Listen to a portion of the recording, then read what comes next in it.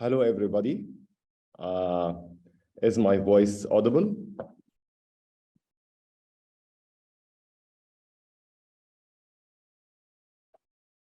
Okay, so I would like to start by thanking the organizing committee for arranging for this excellent conference. And I would like to thank Merck for inviting me to share some experiences with you. My name is Dr. Haytham Al-Bardisi. I'm a senior consultant on urology and andrology in Hamad Medical Corporation in Qatar.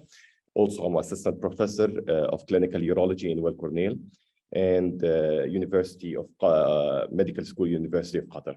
So my talk today will be about updates in azoospermia. It is actually a very big lecture. I will try to squeeze and focus in the most important informations. So today lecture will be I will be covering, these are the points that I will be covering during my lecture for today. So starting with azoospermia is actually defined as absence of sperms in the ejaculate, and it affects around 15% of men presenting with infertility. So it's actually a quite common problem. It can be classified into two main categories, either obstructed azoospermia or non-obstructed azoospermia. Obstructed azoospermia is where the obstruction can be in different levels, either at the level of the ejaculatory duct in the prostate, at the level of the vas deferens, at the level of the epididymis, or even intratesticular. And one of the second thing, which I'll be focusing also today about, which is the non-obstructed azoospermia, which can also be classified into either pretesticular or endocrine causes of azoospermia, or testicular causes or manufactural causes of azoospermia. So the pretesticular causes of azoospermia is mainly at the level of the hypothalamus or the pituitary, and the most common one is the Kalman syndrome, which congenital hypogonadotrophic hypogonadism. And other forms which can also happen include isolated LH deficiency, isolated FSH deficiency, and diseases that affect the pituitary glands following surgery, radiation, or hyperprolactinemia, and in some cases, even use of exogenous hormones such as anabolic steroids. Testicular causes of azoospermia, usually, unfortunately, about 50% of the cases are idiopathic, where we don't know exactly what is the cause. However, about 15% of the cases could be due to chromosomal abnormalities that we will try to focus on in the coming slides. Other causes includes gonadotoxin, systemic diseases, cryptorchidism, testicular injury, or defective androgen activity. Varicocele cannot cause azoospermia. However, it can have some effect on testicular function in patients with azoospermia. The post-testicular causes, as we mentioned before, could be either due to reproductive tract obstructions, such as an epididymal obstruction, vasal obstruction, ejaculatory duct obstruction. Other causes, but this will not cause azoospermia, is either disorder of sperm function and motility and disorders of coitus. One of the most important things that we should not forget about reproductive tract obstruction is bilateral absence of vas deferens, and this can only be achieved through physical examination. Evaluation of such patient, just as we learned everybody during their medical school, should include a proper history taking followed by proper physical examination. And the mainstay of diagnosing of azoospermia is through semen analysis, where we don't find sperms, and then hormonal assays.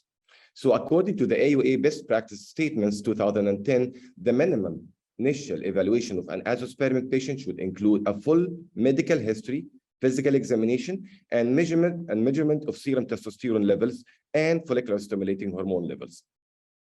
History should include all the things that can identify which category we are, either we are obstructed or non-obstructed. I cannot go in full details about this, but this should include medical history, surgical history, fertility history, and sexual history. Physical examination, general examination, including secondary sexual characteristics, obesity, and focal and local examination, mainly testes looking into testicular size, consistency of the testes, testicular consistency and epididymis, whether there is induration, nodules, fullness of the epididymis, cord will be looking to, will check if the vas difference is present or absent, and the presence or absence of varicocele. Also, digital rectal examination and penile examination is important in patient with azoospermia. As we mentioned, semen analysis is the mainstay, and this is the only and the most important way of diagnosing azoospermia.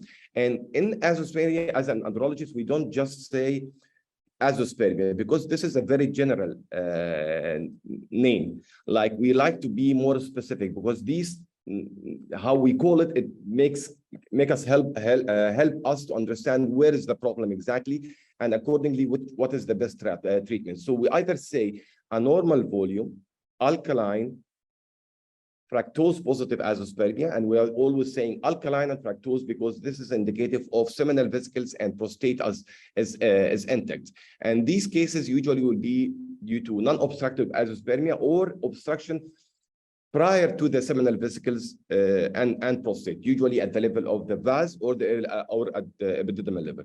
Or we can call it low volume acidic fructose negative if the obstruction is behind or after the seminal vesicles, which we usually see it in ejaculatory duct obstructions. However, low volume, alkaline, and fructose positive, this could be either in cases of partial ejaculatory duct obstruction or in cases of retrograde ejaculation.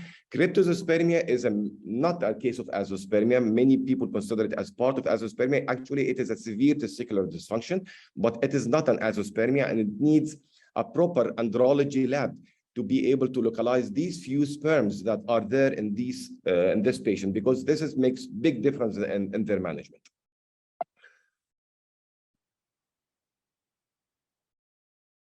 Hormonal profile, also according to the AOA, the optimal evaluation of infertile male include starting with FSH and testosterone. This is the initial thing. If testosterone is low, then we need to look into the LH and prolactin. And according to the hormonal profile, if we have an elevated FSH and normal or low testosterone, this is usually indicative of non-obstructive azoospermia. However, if we have all FSH, LH, and testosterone is low, this is indicative of an endocrine causes, which either in the hypothalamus and the pituitary, what we call it a hypogonadotropic hypogonadism. However, having normal FSH and testosterone does not point to any direction. It could be still obstructed or non-obstructed azoospermia. So these are, and we see this maybe in the cases that they have good testicular size, such as in Sertoli only cases.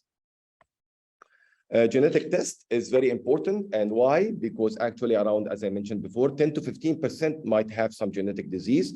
And this is very important to counsel the patient about these genetic diseases and how to prevent progression of this disease to their offsprings. And the most two things that we do is karyotype, where we be looking to the numerical aberrations, which is most commonly the most common one is the Klinefelter syndrome, where they have an extra X chromosome having 47XXY. Otherwise, we look also to the structural aberrations, and this include roporstoneal translocation or reciprocal translocation or the invergence. The other genetic test, which is important to be done in these cases, is the Y chromosome microdeletion. It is present in the long arm of the Y chromosome, an area called azoospermia factor, which have 3 regions, factor A, B, and C. Usually, patient who's having deletion in A and B, they will not have chances of spermatogenesis, or even their chances in sperm retrieval from the testes is very, very low. So usually they are not advised to go for even testicular biopsies. However, patients with azoospermia factor C are having 70% chances of having sperms. And also it's important to counsel these patients for future fertility, because if they have an offspring, which is a boy, will definitely have the same problem. So this is a medical legal issue that you always have to test these patients for these genetic diseases. Others, maybe for the obstructive azoospermia, CFTR gene mutation is important for patient who's having bilateral absent gene, bilateral absent vas, and Kalman1 gene for cases of hypo, and von Hippel-Lindau for patient who's having multiple cysts and suspected obstruction. However, genetic test is not done for every patient. It's done only for patient who's having strong suspicion. It's not done for patient who's having strong suspicion of obstruction, such as previous normal pregnancy, or we have an underlying cause that can explain why they have azoospermia, such as mumps or orchitis, or prior exposure to gonadotoxin, such as chemotherapy or radiotherapy. Diagnostic testicular biopsy, also according to the AUA best practice guidelines, it's only done to differentiate between obstructed and non-obstructed azoospermia. We don't do it as a routine, and we do it only in cases whose hormonal profile was not able to differentiate between both of them, like whose patient was having normal FSH, normal testosterone, and also normal testicular size. So these are the patients who are indicated for testicular biopsy. Now we will be speaking about management of azoospermia. So as we mentioned before, the management divided according to the cause, whether it is an endocrine cause, pre-testicular, mainly hypo, will be through hormonal replacement. Obstructed cases will be through reconstructive surgery, or if the patient is not willing, or there is a female factor, or the wife is old in age, we can go for surgical sperm retrieval and performing an intracytoplasmic sperm injection. And however, for patient who's having non-obstructed azoospermia, the only way of treatment or the only way of having biological child is through surgical sperm retrieval and XC procedures. So I will not focus on the obstructed, I'll focus on the first and the last one. So for patient who's having hypogonadotrophic hypogonadism, as we mentioned before, it's important to localize where is the problem, whether it's in the hypothalamus, gonadotropin releasing hormone problem, or at the level of the pituitary. However, the treatment does not make much difference. It is very important to know what we need to do exactly, because these patients have two problems, fertility problem and virilization problems. So if the couple, if they are young, or they are looking for fertility, usually the treatment is replacement therapy with gonadotropins. However, if they have already family completed, or they are just looking for virilization, the indication for testosterone replacement would be the ideal option. So treatment option, pulsatile gonadotropin releasing hormone administration subcutaneously 5 to 10 microgram has been tried, and there are some few papers about it. However, it had never been popularized. They have a lot of problem regarding the manufacturing, distribution. So this is not the common thing that we usually offer to our patient. What we offer our patient usually is the replacement therapy with HCG, usually 1,000 to 3,000 international units twice per week according to response of testosterone level. And usually we will add to this either human menopausal gonadotropin or recombinant FSH, usually 150 international units subcutaneous 3 times a week. If we want to look further into what is the best option of treatment, this study, which has been presented in the ASRM, are very helpful. So in this study, we had 5 groups. The first group have received only HCG. The second group have received HCG and recombinant FSH simultaneously on the same time. The third group have received human chorionic gonadotropin, and later on, they added, after 3 months, they added the FSH.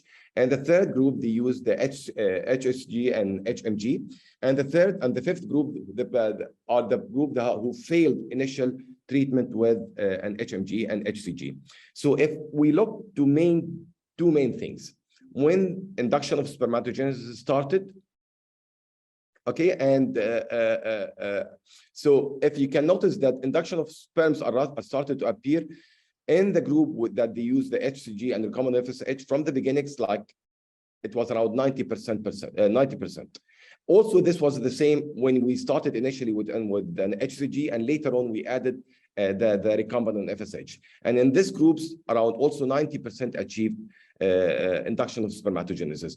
However, in the other group, the chances of sperm induction was less, and the time for sperm induction was much higher. So HCG alone, only 42%, and they taken more than 1 year. However, here was only 9 months, and in the other groups was much more than that. In this group, 3 months, a lot of authors advise that you start by giving only HCG to start virilization and start to improve the symptoms, and improve the sexual desire and sexual function of the patient, and then later on add the HCG. So this is the 3 months difference of adding the HCG. So according to this, the best approach is to start with the HCG and the recombinant FSH, or start with HCG and later on add recombinant FSH. It is usually this is very important. And why I'm saying that, because we have to understand and advise our patients from the beginning that it might take some time till they start to have induction of their spermatogenesis. Yes, most of them will start to have within the first 10 months or 1 year, but some of them will take longer, much longer time, up to 2 years, to start induction of spermatogenesis. That's not the only thing. Why we always, as an urologist and andrologist, most of my patients, I will advise if they came with a late or with a delayed puberty, I don't recommend them to start on testosterone therapy, because it's very important, the testicular volume, because as you know, as you can see here, there is a direct relationship between improvement of testicular volume and induction of spermatogenesis. So using testosterone as a replacement therapy will usually lead to more testicular atrophy. It will release the androgen, it will induce the androgenization, but it will prevent growth of the testes, growth of the Leydig cells and the Sertoli cells. So I usually start with these patients till they have a good testicular size, then maybe I will shift in the future to testosterone replacement. And this usually they will have better outcome for sperm induction. Also, pregnancy, we always advise our patient that it takes longer time to induce spermatogenesis, and then pregnancy, it can reach up to cases of pituitary dysfunction. However, in cases of hypothalamic dysfunction, it can reach up to 80 to 90%. And this is also regarding the induction of spermatogenesis, spontaneous pregnancy. Prolactinoma is another endocrine problem. It is usually diagnosed through an MRI of the sella, and usually they will have, similar to the hypo, they will have low LH, low FSH, and low testosterone. However, they have a very high prolactin level, and usually treated with dopamine agonist, most probably cabergoline, and usually monitored with LH and FSH and testosterone. And some of these patients might need to add gonadotropins for them to induce spermatogenesis. And usually we will check for other endocrine problems in the pituitary. Some of them will need neurosurgical or ophthalmology referral if there is compression to the adjacent structures. Okay, so we finished with the hypo. Obstructed, I said I'm not going to discuss now. I'll go to the non-obstructed azoospermia. And I think this is a lot of things that we need to discuss here. I hope that the time will allow me. So the indication of sperm retrieval in general, we do sperm retrieval only in cases of non-obstructed, mainly in the cases of non-obstructed azoospermia.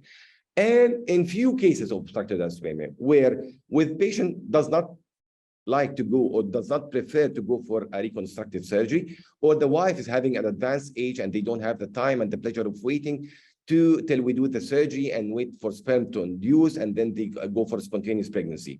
Or they have uncorrectable obstructions such as bilateral absent vas deferens, interstiticular obstruction, or fibrosed EDO, or following TB with multiple level obstruction, or we have done the reconstruction and it failed. So these are the only cases in obstructed that we will offer going for sperm retrieval. Other uncommon causes, not the usual causes, is elevated SDF or a 0% mortality. Actually, in the era before the XE, things was very simple for the doctors with a very limited option to the patients. So if the patient came with an obstructed azoospermia, we'll just offer him a reconstruction. However, if he has non-obstructed azoospermia, sorry, there is no hope for you. There is nothing we can do. However, now with the induction of XE and using of few sperms, this has really helped to improve the chances of having biological children for these couples. So the journey of sperm retrieval started actually in 1985, and this was in a case that has secondary obstructed azoospermia, where they opened the testis and delivered it and punctured the epididymis, and they collected some sperms and they used these sperms to induce to do an IVF, and the wife got pregnant. This has been published in 1985. However, Silber in 1988 described his technique where he was using the surgical microscope to open the testis and deliver the epididymis, and open the ductule of the epididymis and aspirate sperm, and then using a microsuture close these epididymis again and then close the testis, and this was called microsurgical epididymal sperm aspiration. However, we found that this is really very complicated. In 1994, a group from India described the new technique where they don't have to open the testis and they use a small needle to percutaneously aspirate the sperms and use it for intracytoplasmic sperm injection. Regarding testicular sperm extraction, in 1993, the first report came that they can use some sperms coming from the testis to induce to be used in XC, and this was done initially in a case of non-obstructed azoospermia. However, Dhofar have said that this is not only in cases of non-obstructed azoospermia. Actually, in cases of obstructed, in cases of non-obstructed azoospermia, there are some foci, and they can find some sperms in these foci, and you can use these sperms, to do an intracytoplasmic sperm injection. However, following that, multiple report came saying that multiple biopsies or testicular biopsy will lead to dysfunction of the testis and poor testicular function in the future and hypogonadism. And this has been published in 1997 by Dr. Schlegel from Weill Cornell. And that's why Dr. Schlegel in 1998 published his paper about microdissection testicular sperm extraction, where they use very small testicular tissue. They will be more selective and avoid any injury to the testis and aiming to have better outcomes and less complication. However, this was not actually the case because this procedure needs training and learning curves and still can cause testicular atrophy. And that's why Dr. Ruben Shah from India described the new technique where they use something called single seminiferous tubules aspiration. This was in 2001, where he will open the testis and under the microscope, he will puncture the testis in many sites and try to collect seminiferous tubules and to be checked in for testicular sperm and XC. Later on, advances came and use of ultrasound aiming to decrease the side effects of the complication has been also advocated. So our goals in testicular sperm retrieval is simple. We need to obtain the best quality sperm possible and to retrieve an adequate number of these sperm to be used during this cycle and if possible to freeze in the future. However, we need to minimize damage to the reproductive tract as not to jeopardize the future attempts of sperm retrieval or testicular functions. So sperm retrieval techniques can be classified either into either open or percutaneous, and either through epididymal approach or testicular approach, and as you can see in this slide. So indication for epididymal sperm retrieval, as we mentioned before, epididymal sperm retrieval can only be done in cases of obstructed azoospermia, because cases of non-obstructed azoospermia, they don't have sperms in the epididymis. So this is not possible. However, in cases of obstructed azoospermia, if they are planning for future reconstruction, we don't advise to do epididymal sperm aspiration, and we use testiculars instead to preserve the testis in cases of future trial of reconstruction. Other cases, as we mentioned earlier, we can do it in cases of bilateral absent vas difference, intratesticular obstruction, fibrous EDO that we cannot do anything about it, or failed previous reconstruction.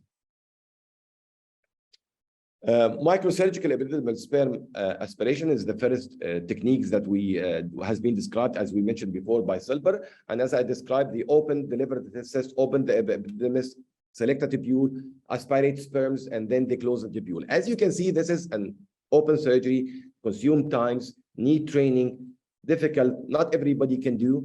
However, chances of success is very high. You can get a lot of number of sperms, you can freeze some of them, but this is some technicalities that make it like more difficult to do, that not everybody can do that, and it's too much to do. However, actually, this is the video that I'm not able to play, so this is no problem. So that's why the percutaneous epididymal sperm aspiration has been popularized, and this is a very, very simple. If this video can show you, this is a very simple, done under local anesthesia using 26 gauge needle that you will be holding the testis, putting the 26 gauge needle into the head of the epididymis, aspirate sperms. You will get a lot of number of sperms, and these sperms can be used for many trials of XC or IVF with no problems. So this is a much more simpler procedure. However, being blindly, it has some complication that might happen, because blindly you can puncture up blood vessels. Sometimes it is difficult. Sometimes it can cause fibrosis of the epididymis, so you could jeopardize future trial of aspiration.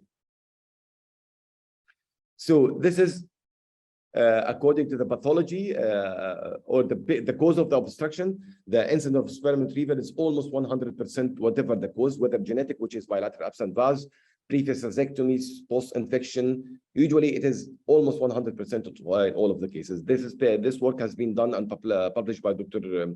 Sandro Stevens.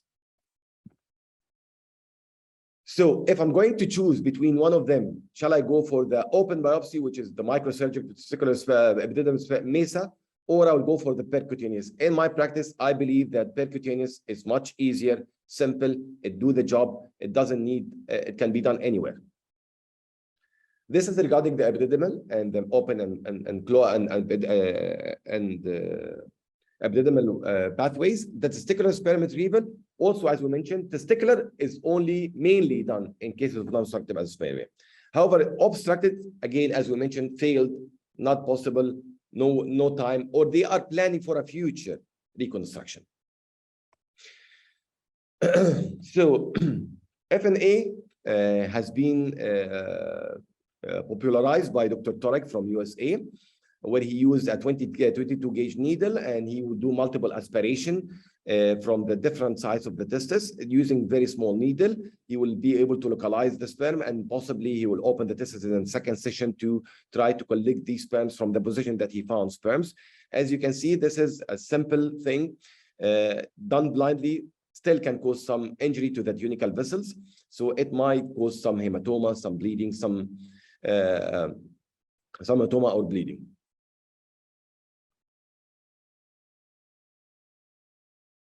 However, this is not the preferred method now, because this has been moved now to a different level where we use something, we call it needle aspiration biopsy. So in this here, this is the procedure that we do. We use a bigger gauge needle. We use like an 18 gauge cannula, okay, that's connected to a syringe, about 20 ml syringe. And through this, we will put it through the testis, like 2 to 3, 4 sites, according to what we're going to discuss later on. And we can, through this, we can achieve a good amount chunk of testicular tissue. Actually, this video also is not working. This was describing the procedure. And as you can see, like this is a 19 gauge. Now we use 18 gauge needle, and you can see how much tissue that you can get out from the testis. So this is like an open biopsy, but done percutaneously. This is done under local anesthesia. They don't need general anesthesia. So this is a very simple procedure that can be done very efficiently. So if I'm going to choose between the fine needle aspiration or the nab, which one I'm going to choose? Of course, I'm going to choose the nab. Why? Because it gives me enough sperms and give me more tissue samples that yields more incidence of finding sperms in these tissue samples. Finally, conventional open biopsy. It's either conventional, usually open the testis, get 2 to 3 chunks of the testicular tissue, then close the tunica and send the tissues to the lab. They will be looking for the sperms. It's an open procedure, can also lead to fibrosis, bleeding. This has been now modified, the new technique, which I was discussed by Dr. Rubenshah. And in this technique around, the testis will be open, but here the tunica will not be incised. Actually, under the microscope, they will choose the area that there is no sperms, that there is no blood vessel, and these areas will be punctured in several places and try to collect seminiferous tubules and pull these seminiferous tubules to be given to the lab to look for the sperms. Usually, you will be able to screen the surface of the testis. It's hard a little bit to screen the deeper tissues of the testis. And for the deeper tissues of the testis, it's always better to go for the microdissection testicular sperm extraction. Even though I know a lot of people say that this is the best option, unless it is done by a very well-trained surgeon, it can lead to severe testicular dysfunction. So I don't usually advise, unless you have good experience with the surgical microscope, don't go directly to do an open and bivalve the testis and try to do a microdissection TC. And in here, in these microdissection TC, you will be able to look with your eyes, with your experienced eye, and localize the tubules that are really dilated and have bigger chances of finding sperms, and these tubules that you will be collect and send for the lab for the looking for sperms. Complication in general for testicular biopsy is testicular branchial fibrosis, hematoma, infection, and hypogonadism following the procedure. I will be trying to touch, I know that time is already passing, so I'll try to pass quickly. I'll not try to delay you more. So some important information and question that we always, how many biopsies should I take? What is the best approach to my patient? And when is the best timing for the procedure?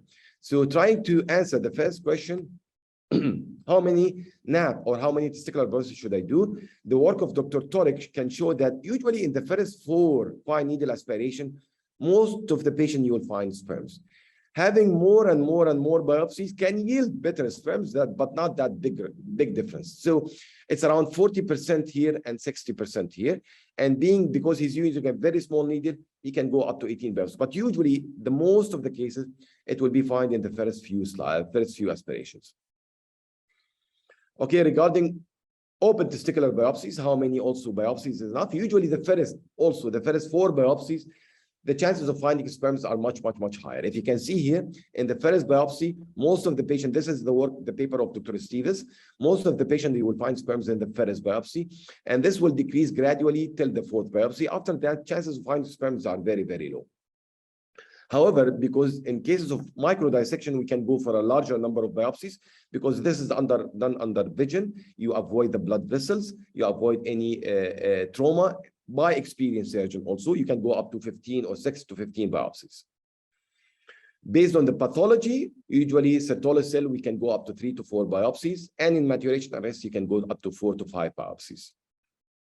Next question, what is the best approach? So to compare, this is a study that has been done by Dr. Gilani.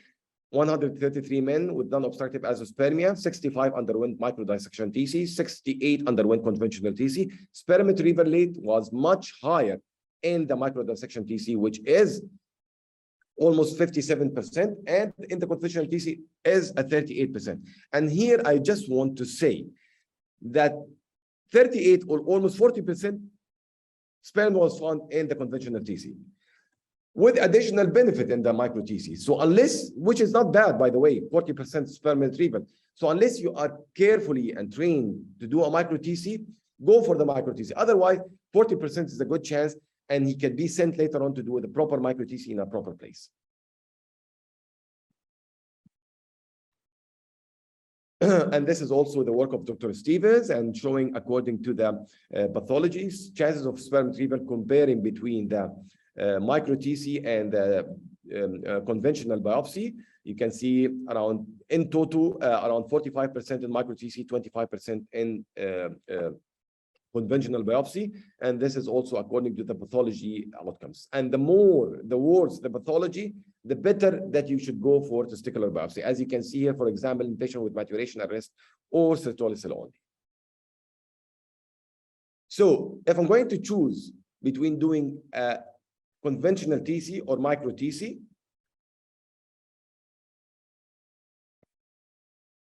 of course, as we mentioned, sperm retrieval rate is around 32% versus 57%. So the yield with the micro TC is much better.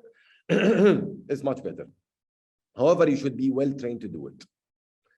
What about single seminiferous tubule and micro TC? So here, it's less injurious to the testis. So it is, if you have the time and your operating theater can give you the time and gynecologist can give you the time, it's better to do it in a staged procedure. So start by NAP. If no sperms, go for single seminiferous tubule. Screen the surface, the superficial layer of the testis. If no sperms, can go for micro TC. This is, of course, time consuming. So the next question is, what is the best timing? Shall we do it on the day of ovum pickup, or shall we do sperm retrieval, cryopreserve, and then do XC? Depends on your setting. And in this study, published in 2013 in Fertility, Sterility, they divided patients into 3 groups. Patients who have done sperm retrieval on the day of OBU, sperm retrieval day prior to OBU, and frozen thawed sperms cycles. And as you see in this slide, there was no difference in fertilization, clinical pregnancy rate, and live birth rate. And the result was similar, whether it's an obstructed or versus non-obstructed azoospermia. However, we have always to put in mind that this is not a general rule. Why? Because there is significant decrease in motility and viability when testicular sperms are frozen and thawed.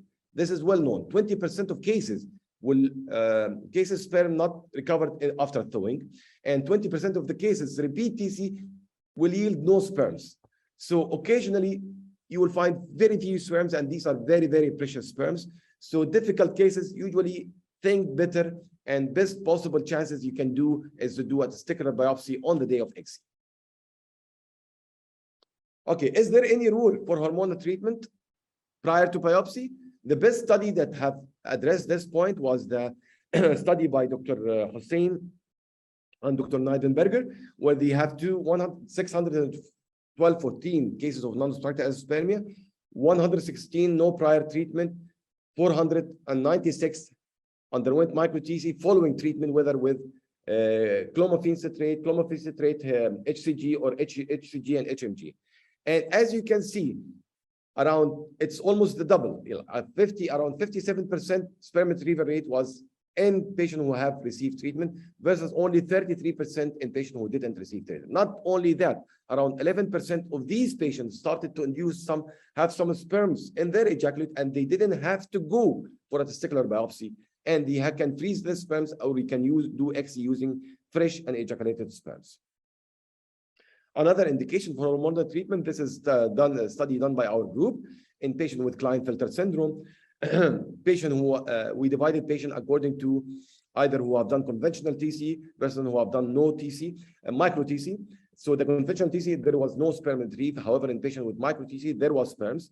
Furthermore, we looked into patients who have received stimulation or did not receive stimulation. So the patient who received stimulation, 27% of them, almost 28%, there was chances of sperm retrieval, comparing to no sperm retrieval in the other group. Looking further, you can see that patient who received treatment, surgical sperm retrieval was 42% or almost 43%. And when we looked into which is the best treatment, was patient who received anastrozole versus others, clomiphene citrate and HCG and HMG. 62% of patients who received anastrozole, we retrieved sperms in Klinefelter, which is the most difficult, one of the most difficult cases, versus 16% who received stimulation using other method. Also, this is a very difficult cases, patient who is having a previous failed micro TC, and this is a study done in Japan and published in Human Reproduction. 48 men underwent previous micro TC, no sperms. They received HCG 3 times a week for 3 months, and then they monitor with FSH. If FSH drops, then they will add recombinant FSH 150 milligram 3 times a week for another 2 months. And then they compared these with a patient who did not have treatment before. You can see that they divided them, 28 received treatment, 20 did not receive treatment. No sperm retrieved when they did not receive treatment. However, in these difficult cases, around 18%, 6 out of the 28 patients, they could retrieve sperms in the second micro TC. So predictor of sperm finding in this, predictor of finding sperms, number of previous biopsy, as we mentioned before, usually the more biopsy you take, the less the chances of finding sperms. This also will be more with the underlying pathology, as we mentioned before. Obstructive azoospermia, you can find sperms every time. The more the severe the biopsy, the less the chances of the second biopsy and the third biopsy that you can find sperms. Type of biopsy, as we mentioned before, and this is also regarding the pathology that we have mentioned. Okay, regarding FSH, inhibin, testicular volume, testosterone level and age, there is no conclusive result saying that it can be used as a predictive value. Genetic, yes, as I mentioned earlier in my slide, Klinefelter chances of sperm retrieval around 40 to 50%. Azoospermia factor A, B, no chances of sperm retrieval. C is around 70%. This is the protocol that we follow in Hamad Medical Corporation. We should always take a proper history and physical examination. If associated male factor infertility, no female will be prepared for ICSI before clearance from the andrology urology.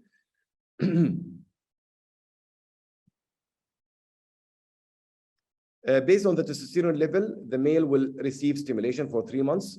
In cases of Klinefelter, usually they will receive anastrozole, possibly will add an HCG or possible recombinant FSH.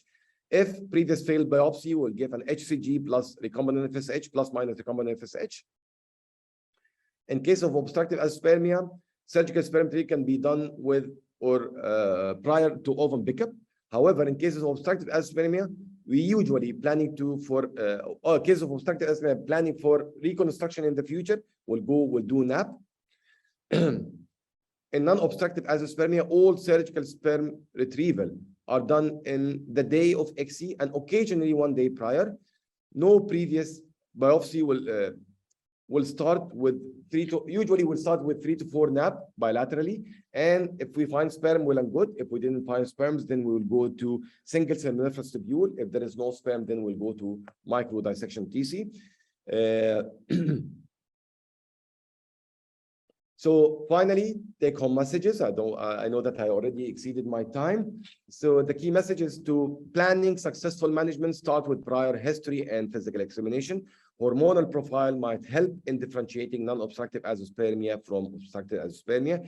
Genetic testing must be done in appropriate patient, and testicular biopsy is done in patient with azoospermia, normal hormone, and normal testicular size to differentiate between obstructed and non-obstructed azoospermia. Surgical sperm retrieval technique must be simple, safe, least traumatic, and most efficient. Epididymal sperm retrieval are done in cases of obstructive azoospermia unless planned for future reconstruction. However, testicular sperm retrieval are done mainly in non-obstructive azoospermia. Surgical sperm retrieval is higher in micro dissection TC, but needs special training and learning curve. Every center must adapt a strategy to achieve the best result for the patients based on the available technology and expertise. I don't think that I will have time to go for. I have some case discussion. I would like to open the floor for question better, and maybe if anybody have question, I will be happy to answer and attend.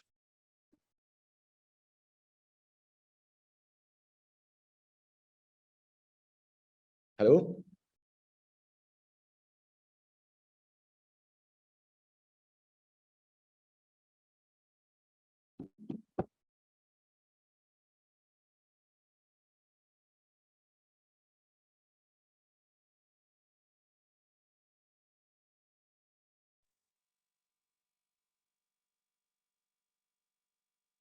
So any questions? Any from the audience? Any comments?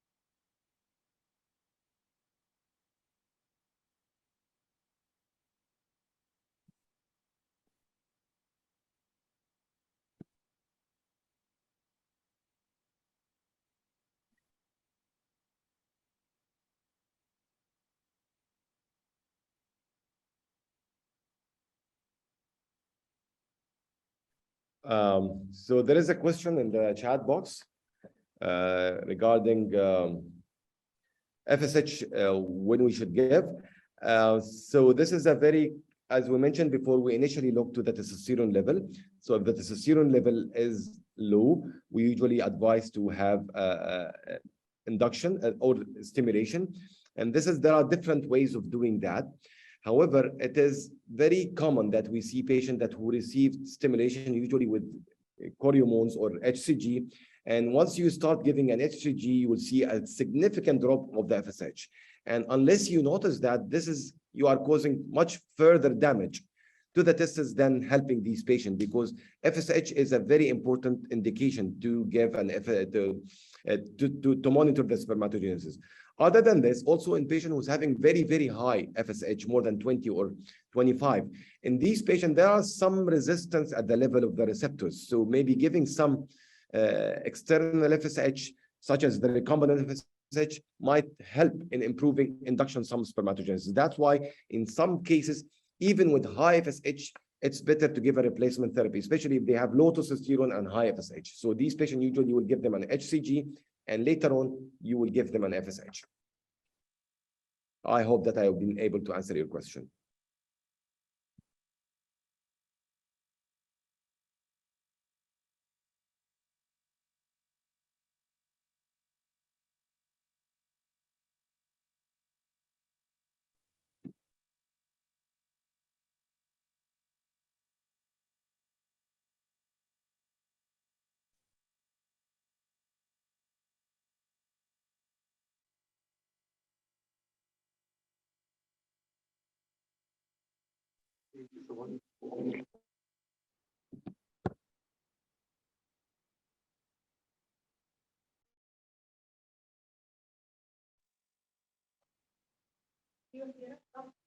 Doctor, can you hear us? The voice is a little bit like not close. So if maybe somebody have the microphone, you can give them the microphone. I'll be able to listen.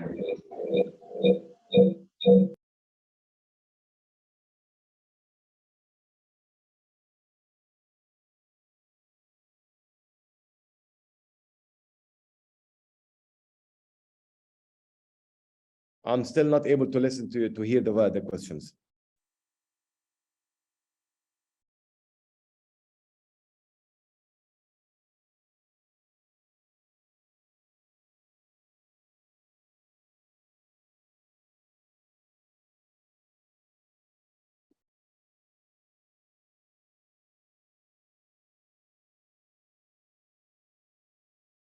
Yeah, this is a question that's saying that does clomiphene citrates help patient with azoospermia who's having elevated FSH and LH? These are kind of patients that, as in the previous question. So the testes actually have two main functions. One function is production, endocrine function, which is production of testosterone. The second function, it is the induction of spermatogenesis. And for both of them to work perfectly, you have to have an adequate testosterone within the testicular tissue. So I know that higher LH and FSH mean that there is severe testicular damage, but in these cases, yes, sometimes I prefer, depending if the testicular size is good, I can try clomiphene citrate. However, if the testicular size is not good and very small, you can try either better an aramidex, because this can consume the best consumption of the testosterone that the testis is producing, or give an HCG and followed by an FSH. So yes, sometimes we give clomiphene citrate. And if you remember the study that I presented during the lecture by Dr. Hussein and Dr. Neidelberger, yes, in these cases, aiming to increase the FSH 1.5 will increase the chances of a sperm retrieval in these patients between up 33% compared to 58% when you give hormonal stimulation. So yes, if you have low testosterone, high FSH and LH, still you can give stimulation.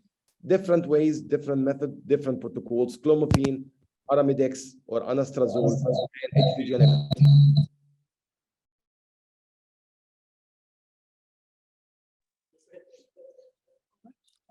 So if the testosterone is normal, okay. So if the testosterone is normal, it depends. Low normal, high normal. If the testosterone above 15 or 18, I wouldn't give him anything. Maybe just a simple course of antioxidant 2 months before the ICSI. However, if the testosterone level is low, normal, 10 to 15, still I would give stomach stimulation. Yes. We have to understand that this is both function of the testes have to be adjusted. So you have a better chance of sperm retrieval. And we have always to know that these patients are having already very weak testes. So exposing them to a testicular biopsy without having the best optimal situation will jeopardize, as we checked in the lecture, that second biopsy and third biopsy, the chances of sperm retrieval are less. So always try to do your maximum before going to a testicular biopsy. This is not just like in the females that they can go for a second ovarian induction, third ovarian induction. No, here, small testes, usually weak testes.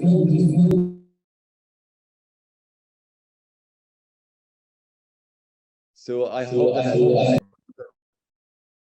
the next question, azoospermia should be treated by endocrinologist or urologist.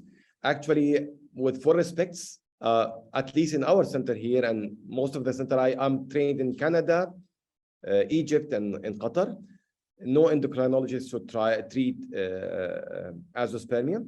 However, some endocrinologists treat hypogonadism or hypo. Usually they will present with delayed puberty to the endocrinologist, and we little bit disagree. If you'll notice in my lecture that usually they will be started on testosterone replacement so they can go into puberty and virilization. However, this affects the testicular size because we have to understand that the testosterone 95% is produced from inside the testis, and this is for a reason, because the concentration inside the testis is around 60 to 70 times the concentration inside the blood, and having this concentration will help to improve the testicular volume, as the slide I shown in my lecture. And when the testicular volume improves, the spermatogenesis induction will be much easier in the future. So I know that this is a little bit tricky. They usually start with testosterone, but they will have the testes very small, and then when get married, they will shift to testosterone. However, we start on HCG and keep them for a while till they have a good testicular size. Then we might give the shift to testosterone later on when they are fully mature. So this is, I hope that cleared them. But endocrinologists have nothing to do with azoospermia. Testicular biopsy, no sperms found. Patient 30 years old, same patient old. So as we mentioned, this is a lot of questions not answered in this patient. So it is about proper evaluation. Why he's having, did he do the genetic test? Did he receive enough stimulation? Did he do a proper biopsy using micro-TC? Some cases of these cases, and we published this patient paper also, that some patient who's having varicocele, especially advanced varicocele and azoospermia, they can benefit from varicocelectomy prior to the biopsy. So it is not about azoospermia, done biopsy, no sperms. This is the common problems that happens, and unfortunately, this will cause a lot of damage in the future. So you have to be sure before going to the biopsy what to do. However, in such cases, if everything has been done and negative, the Japanese study that I showed you before, using gonadotropin replacement might help to improve sperm retrieval in the second biopsy. As I mentioned in my slide, HCG, 3 months, monitor FSH. If FSH dropped, add recombinant FSH for another 3 months, then do biopsy, 18 to 20% chance of sperm retrieval in the second biopsy. But always, please, before the first biopsy, do the maximum that you can do before subjecting the patient to the biopsy. Next question. Hello, Dr. Haytham. We are from Salalah. We are in, you can see us in glorious Stephen window. Yes. So we thank you for presenting the topic today. We have different questions. Anyone more for a question? I will be speaking to Dr. Haytham and asking him. Okay, any more questions from the audience here? Because other questions are here. Okay. You can start asking questions. Any more questions? No. Okay. I think so the audience does not have any questions. Thank you very much for contributing to this conference. Thank you. The pleasure is mine.